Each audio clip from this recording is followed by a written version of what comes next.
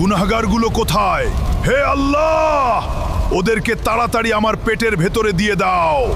হাসরের দিন জাহান্নামকে ৭০,০০০ শিকল দ্বারা বেঁধে ফেরেশতারা নিয়ে আসবে। তখন জাহান্নাম বলতে থাকবে, গুনাহগারগুলো কোথায়? হে আল্লাহ, ওদেরকে তাড়াতাড়ি আমার পেটের ভেতরে দিয়ে দাও। তখন আল্লাহ তাআলা বলবেন, জাহান্নাম একটু অপেক্ষা করো। কিন্তু জাহান্নাম থামতে চাইবে না। ফেরেশতাদেরকে বলা হবে, জাহান্নামকে শিকল দ্বারা ধরে রাখো। আর জাহান্নামের এই অবস্থা দেখে আমাদের নবীজি আল্লাহ তাআলার দরবারে সেজদায় পড়ে বলবেন, আল্লাহ, জাহান্নামকে ফেরাও, আমার একটা উম্মতও যেন জাহান্নামে না যায়।